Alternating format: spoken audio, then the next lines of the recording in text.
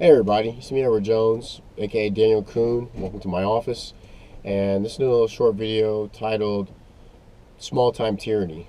Now, generally when tyranny is discussed, it's usually talked about when you're discussing matters of government, um, matters of authority, and what have you. But as time goes by, as time has gone by, and I've done some self-reflecting and observe other people, observe the actions of others.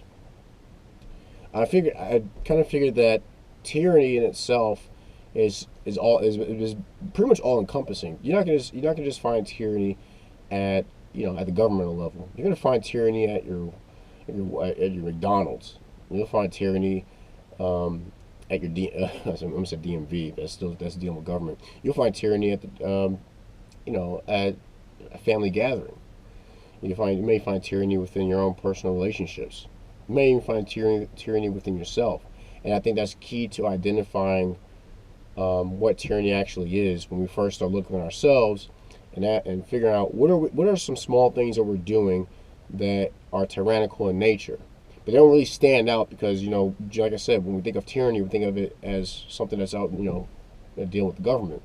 So I just wanted to just share my thoughts on some things that a person could be doing on with one-on-one actions that are actually tyrannical.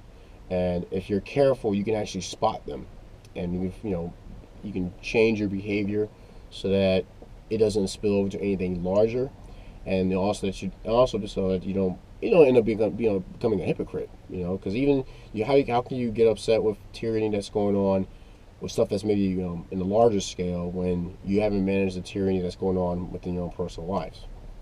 Sort of like remove the plank from your eye before you take the speck out of someone else's eye.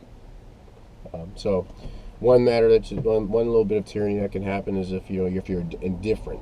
Now I've often heard that the opposite of love is hatred, but I actually found that indifference is actually the opposite of love, because really there's a form of care that's involved with loving something. The same with hating something, because you wish that the thing that you hated was changed so that you could actually get you can see some positive or see some good within it, so that you can that you can derive some love out of it. But really, indifference is the opposite of love, because indifference is where you don't care, and when you don't care, you generally go about your day not reflecting on not reflecting on your actions, not being careful with the things you say, not taking into account for other people's feelings. Because even it's funny, I'm saying this, but how you talk to people is very important, because that can affect their later interactions with you and with other people who may even fit in the same description as you. Not just I'm not necessarily talking about skin color, but someone like someone who works in the service industry. Someone who works in the service industry, if they treat their job with love and care and compassion, and they may be making just above minimum wage. If they have these characteristics, it can show someone who may be above them in terms of income or in terms of class, in a sense. Show them that there are people out there, there are people down there. Speaking figuratively, there are people down there who actually care about other people. That despite whatever situation they're in, they take into consideration other people's feelings, how they treat other people. You could just do the bare minimum with your job or with your ordinary with your day-to-day interactions and keep it business as usual, or you can go the extra mile and just be a little considerate, be a little compassionate, ask someone how their day is going, and what that does is you're building up a defense against being all about yourself, not caring about the other person, not being able to read someone's expressions, and you kind of sense, there's something wrong with this person. Maybe I should ask them, how's your day going? Is there anything I can help you with? And even outside the service industry, just even with personal interactions, it's always helpful with someone to be able to talk to somebody who actually shows concern for them, and for maybe something that they're going through, or at least be willing to sit down there and listen to what they have to say before they chime in and go on about themselves. Generally when I come across people, I like to, I may share some things about myself, but I realize, like, let me go on.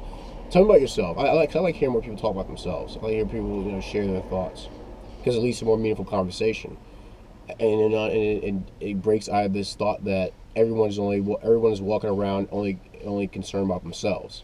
So it is good to take a time out and listen to what someone else, what's on someone else's mind, see what's on their plate. Maybe you have a kind word you can share with them, some advice, things like that, um, to prevent the, this, this reoccurrence, or this continuance of small time tyranny, or just, you know, not being considerate for other people, because that does have an effect on other people's mood.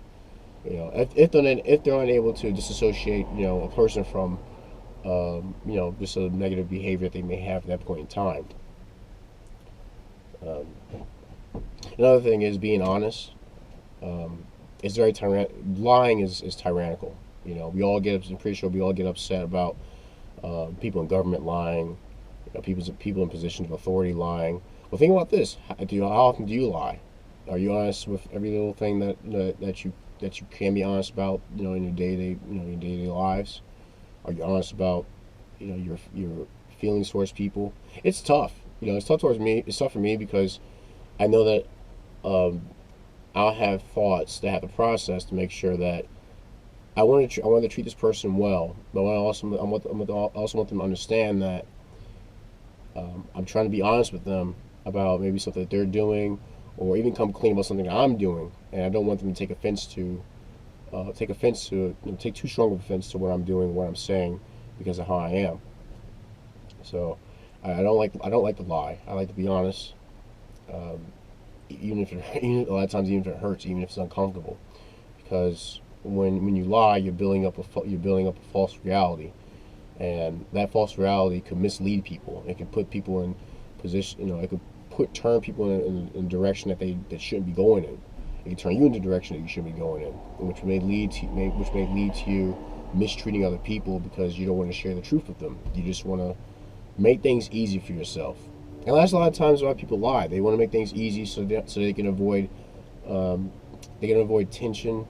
When actually there may not be any tension from the interaction. You may just be honest about something. You don't have to be you don't have to be hurtful when you're being honest, but you just tell the truth and you know get your point across. But understand you're also taking the person's feelings into consideration. So you're being honest, but you're not being hurtful.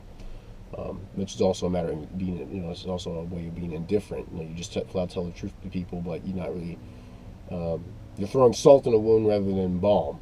You're not really trying to make it, hurt. You're not really trying to make it, heal things. So honesty is the policy. It's the only policy. To remain honest, to can be consistently honest, you limit the amount of small time tyranny that can infect your lives and the lives of other people. Um, Another thing is not taking so easily, not or let me rephrase that. Understanding that each and every one of us have an amount of power over other people. We may not understand it or may not see it, but it's there. And this goes back to indifference and being or showing compassion and being honest, as opposed to indifference and lying. Um, Possessing those things does show that you have some power over other people. And going back to looking at tyrants, in office, tyrants in in big offices, tyrants in board meetings, things like that. Well, what about the tyrants that like going at the fast food, working the fryer machine? What about the tyrants that are tellers at a bank? What about the tyrants that could be, rather, let me say that, the tyrants that could be in those areas that we think are just small, are small time, but they can actually make a huge difference in other people's lives. I remember I had a situation where I received, I found a check, and it was in the middle of rain. I found this check in the envelope, and it was actually someone's payment from a church. I could have just been indifferent not done anything about it, just toss it aside. And that was, but instead, I used what power I had to look for the person. Well, the first to dry the check off, it was wet, and the ink didn't run, thankfully.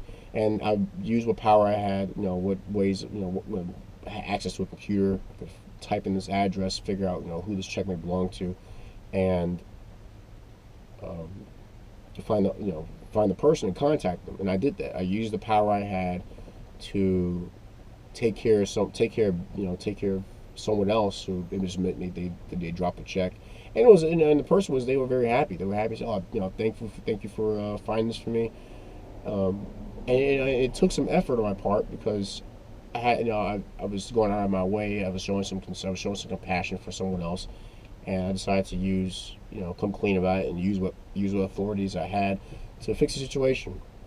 And we all run into situations like that where someone else is depending on, whether actively or passively, they're depending on us to do the right thing, and we have to make a choice every day whether are we going to do the right thing or we're going to do our thing. And I say our thing because our thing is not necessarily the right thing. It just be what feels good to us at that point in time, and that's how a lot of tyrants operate. They do things that feel good to them at the end of the day, rather than doing things that are just good, doing things that are just. And I encounter a lot of people like that, in work and my personal life, and also with myself. I have to ask myself, am I going to do what's right, or am I going to do what feels good?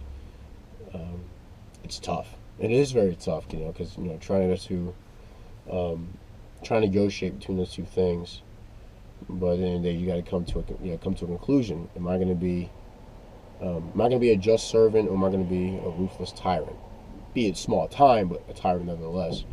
So I just want to share my thoughts on the matter. I understand that a lot of people who are getting rightfully frustrated with things that are going on like the government, but I also want us to take a step back and think about the things that are going on around us and how are we contributing to various forms of tyranny that's in our day-to-day lives. So that's my video. I hope you guys enjoyed it. I hope it was insightful. What do you think? Have you encountered moments like that in your day-to-day life? How have you handled them?